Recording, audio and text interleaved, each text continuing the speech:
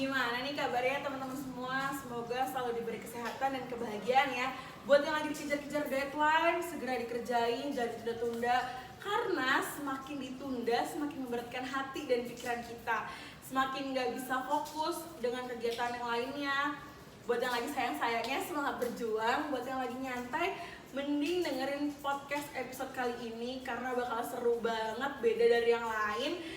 Aku bakalan nge-play sepotong lirik lagu yang akhir-akhir ini tuh lagi viral banget di generasi Gen Z nih, di sosial media dimanapun itu, di TikTok, Instagram, Twitter, YouTube, semua trending. Sebelumnya kita dengarkan dulu. My mind, 'cause sometimes I look in her eyes and that's where I find a glimpse of us. And I try to fall for her touch, but I'm thinking of the way you are. Nah, pasti kalian tahu kan Glimpse of Us. Lagu yang dibawakan oleh Joji ini menjadi viral di kalangan Gen Z. Joji sendiri merupakan penyanyi asal Jepang di bawah naungan label ACT Rising bersama Nicky dan Rich Brian. Lagu ini menceritakan mengenai seseorang yang merindukan mantan kekasihnya. Kalian penasaran gak sih kenapa ya kok ada orang yang belum bisa move on oleh masa lalunya? Dan kalau ngeliat pacarnya yang baru tuh cuma ngeliat matanya aja tuh malah keinget sama kenangan-kenangan si dia yang sama mantannya. Apa sih yang terjadi dalam pikirannya? Penasaran kan? Kali ini kita akan bahas melalui perspektifnya dari psikologi. Sebelumnya di sini aku nggak sendirian, aku bersama dengan dua teteh cantik. Hai teteh. Halo guys. Boleh nih kenalan dulu sebelumnya. Dulu ya. Halo, kenalin aku Muna Tiara Nafisa Kartika, mahasiswa psikologi Universitas Ahmad Yani angkatan 2020. Di sini aku pun gak akan sendirian, aku bakal ditemani sama teman aku. Halo guys, perkenalkan nama aku Rika Mustika. Aku juga dari Universitas Jenderal Ahmad Yani. Aku teman sekelasnya Kamuna. Wah, sekelas berarti Bestia nih. Bestian bukan? Bisa nggak? Apa kabar tuh teteh? Baik. Baik. Nah, baik. Berarti teteh ini sekarang semester 4 ya? Ya. Oh, Tepatnya mau semester 5 Iya. sih. oh lagi pekan ujian? Ya. Oh lagi pekan ujian, semoga ujiannya lancar ya. Amin. Dan mendapatkan hasil yang memuaskan, amin. Oke, sebagaimana yang aku jelasin tadi, teteh-tetehnya pasti tahu kan lagu Joji yang akhir-akhir lagi viral. Tahu dong. Tahu. Aduh, kayaknya relate nih guys. Lagu tersebut kan cukup viral nih di kalangan Gen Z. Katanya pada relate nih sama relationship yang dialamin. Banyak yang bilang kalau mereka berperan menjadi Joji, dan banyak yang bilang kalau Her yang diceritakan si Joji ini sangat relate sama dia.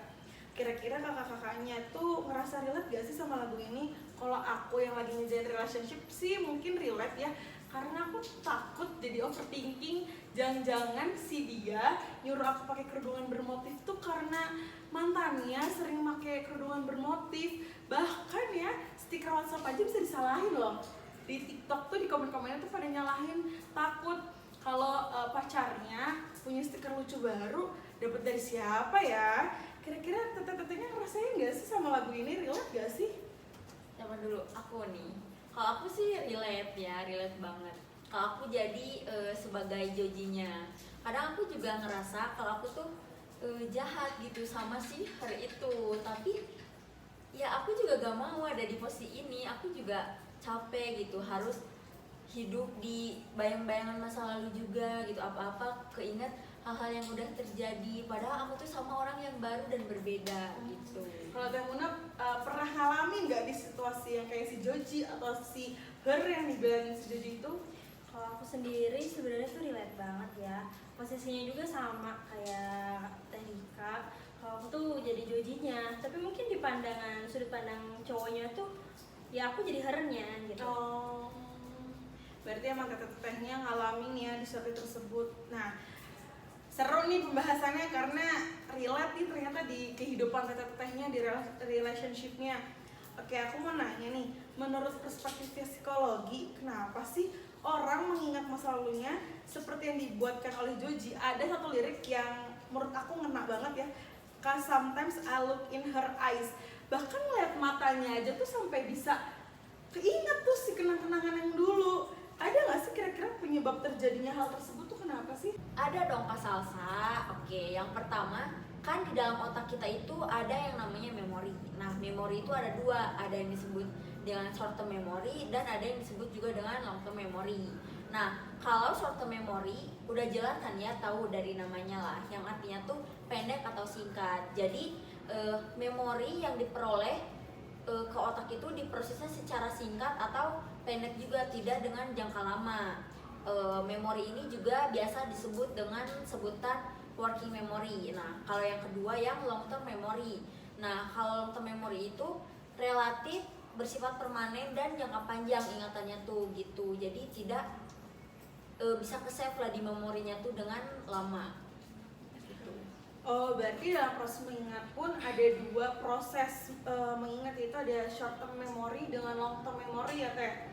Lalu bagaimana sih kita sebagai orang awam untuk bisa membedakan lah secara mana si short term memory dengan mana long term Oke, memory-nya? jadi dengan cara membedakannya yaitu semisal nih kita tuh mendapatkan informasi atau suatu kejadian tuh berkesan atau tidak di kitanya. Nah, kalau tidak berkesan pastinya kesimpan di short term memory kita. Nah, kalau si Joji dengan matanya itu pastinya tersimpan di long term memory, soalnya dia mengingatnya dengan jangka panjang. Jadi kita membedakannya tuh bisa dengan apakah itu berkesan di kita atau enggak. Kalau berkesan udah pasti kesimpan di long term memory, kalaupun tidak pun biasanya ke short term memory gitu. Oh begitu cara membedakannya. Berarti bisa dikatakan kalau si orang yang dibahas Joji ini memiliki kesan yang baik sehingga kenangan-kenangannya tuh masuk terus di long term memorinya. Jadi keinget terus kan, pas lihat matanya aja tuh dia bisa loh keinget sama kenangan-kenangannya bareng si dia yang indah-indah itu ya, betul gak sih? Betul, Ya, betul sekali. Ya betul Kak Salsa. Jadi anggaplah orang yang diceritakan oleh Joji ini kita sebut aja sebagai Kevin. Kevin ini dia dulu pacaran sama mantannya ini, dan setiap mereka bertemu, setiap mereka main itu tuh berkesan banget buat si Kevin ini. Karena berkesan, otomatis yang tadi dijelasin sama Kak Rika ya, jadi memori tersebut masuk ke long term memory dan tersimpan dalam waktu yang cukup lama. Nah, ya namanya juga hubungan ya, naik turun, di atas dan di bawah. Itu tuh akhirnya mereka putus. Terus nggak lama si Kevin ini punya pacar. Pacarnya ini kebetulan punya visual atau ya wajah yang gak beda jauh lah sama mantannya ini. Hasilnya seperti yang dikatakan sama Joji, ketika melihat matanya otomatis ingatannya tuh langsung kembali ke mantannya. Cuma karena ngeliat matanya doang. Oh berarti bisa dibilang lebih susah melupakan si orangnya dibandingkan kenangannya ya? Iya, betul. Apakah kenapa bisa lebih susah orangnya dibanding kenangannya? Karena faktanya ada penelitian yang mengatakan bahwa emang seseorang tuh jauh lebih sulit melupakan wajah ketimbang kenangannya. Karena mungkin wajah tuh bisa memperlihatkan atau memberitahu kesan-kesan emosional terhadap mereka gitu. Kayak misalnya sebenarnya kalau misalnya kita melihat seseorang dan terus kita tiba-tiba flashback, itu tuh karena kenangan atau informasi yang kita punya di otak itu mereka tuh terpanggil. Karena kan itu udah disimpan ya di memori itu. Mereka udah pernah lihat tuh kayak ketawa, modelnya kayak misalnya senyumnya tuh lebih lebar, senyumnya kayak gimana, atau gimana. Nah, itu tuh udah tersimpan di memori mereka, dan ketika ada orang lain yang mirip-mirip gitu melakukan hal seperti itu otomatis kebawa, jadi ada recall. Berarti bisa dibilang kalau prosesnya itu ketika keseliweran nih di foto rame-rame di sosial media, cuman fotonya kecil mukanya aja tuh bisa membuat otak kita merecall kenangan-kenangan yang ada. Berarti memunculkan stimulus si kenangan itu ya? Betul. ternyata penyebab utamanya itu kita lupain masa lalu, dan prosesnya juga gak semudah itu ya, perlu adaptasi dan ada proses recallan di otak kita ketika kita terjadi peristiwa yang sama yang sebelumnya pernah terjadi di masa lalu, bisa panggil lagi memori itu ya, informasi itu di dalam otak. Bener tuh Kak Salsa. Nih ada fun fact. Apa tuh? Nah, menurut Kak Salsa, yang lebih susah move on itu cewek atau cowok kepada pasangannya? Ya cewek lah, menurut aku sih cewek ya. Kenapa? Karena kalau aku sebagai cewek tuh harus nangis dulu, harus ngeluarin emosi, terus ketika kita lagi galau-galaunya, tiba-tiba sebulan kemudian si cowok kita yang dulu tiba-tiba ngupdate status sama cewek. Emang kayaknya bener deh, pertajam pusat perbanyak cabang tuh. Yakin kayak gitu? Iya, karena aku ngerasainnya kayak gitu. Ih, salah. Kamu harus jelasin tuh sama pasangan. Wah, menarik nih, apa Harus nih? jelasin. Jawaban dari Kak Salsa tuh salah. Jadi faktanya, dan ini udah ada penelitiannya loh, bahwa yang lebih susah untuk move on itu adalah cowok. Wah, kenapa bisa cowok? Kenapa cowok yang malah gagal move on, padahal dia yang tiba-tiba udah ngupdate sama cewek lain tuh kenapa dia bisa dibilang gagal move on? Karena cowok itu mereka tuh selalu mementingkan harga diri mereka, sedangkan wanita itu cenderung kayak merasa bodoh amat lah, kayak gua lagi sakit hati ya gua bakal memperlihatkan gitu, nangis, galau, segala macam. Kalau cowok mereka tuh terhalang sama harga diri. Kayak misalnya nih, cowok nangis pasti bakal ada statement, ih kok cowok nangis sih gitu ya, ih kok cowok galau, kayak gak bisa nyari cewek lain aja. Nah itu yang membuat mereka tidak terbuka terhadap dirinya sendiri, akhirnya memanipulasi diri mereka sendiri agar terlihat baik-baik saja. Sedangkan kalau cewek kan karena emosi mereka udah dikeluarkan, udah semua keluar, ibaratnya mah gelas tuh ya, gelasnya tuh udah dikosongin lah, udah kayak udah bodo amat lah dia mau kayak gimana juga. Jadi merasa lebih baik dan udah fine aja. Sedangkan cowok makin kesini tuh dia tuh bakal ngerasa mulai kesepian, terus ngerasa bahwa ceweknya yang sekarang tuh apa ya, gak sama kayak mantannya lah, ada hal-hal yang membedakan yang akhirnya jadi membanding-bandingkan gitu. Jadi akhirnya setelah lama berbulan-bulan kayak gitu, mereka tuh pasti bakal balik lagi ke ceweknya, bakal minta balikan lah atau apa pokoknya mah, kayak Basa-basi chat ya ceritanya. iya basa-basi reply story. bener. Sedangkan nanti kan cowoknya berharap bisa balikan, ceweknya udah kayak bodo amat, lu udah nyakitin gua, kayak gitu.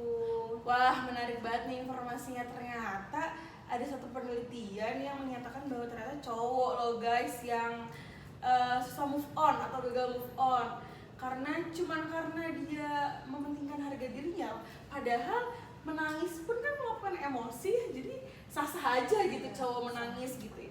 Wah, infonya penting banget nih guys. Kalian baru tahu setelah kuliah di psikologi atau memang udah tahu penelitiannya sebelumnya nih? Baru tahu barusan. Oh, baru tahu. Oke, nggak nyangka ya ternyata cowok malah yang susah move on. Nggak kerasa nih teman-teman, padahal pembahasannya lagi seru banget, lagi ada fun fact-nya seru banget. Kalian juga pasti yang dengerin podcast ini baru tahu kan kalau ternyata cowok loh yang gagal move on. Di menit-menit terakhir kayak gini, sebelumnya mau ngucapin makasih dulu buat teteh-tetehnya udah menyempatkan hadir di podcast episode kali ini. Sebelumnya ada gak sih pesan-pesan untuk Gen Z yang mendengarkan podcast episode kali ini? Boleh nih dari aku dulu.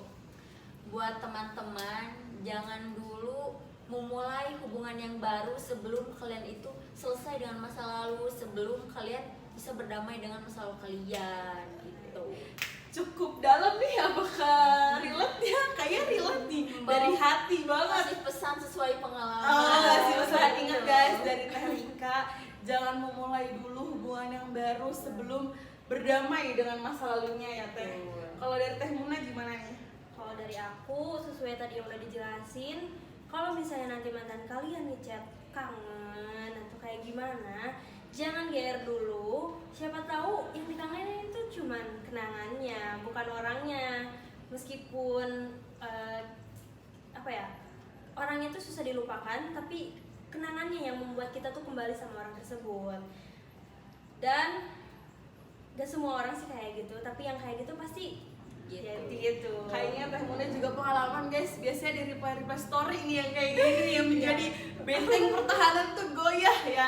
Jangan GR dulu guys, bukan orangnya yang dikangenin, tapi kenangannya.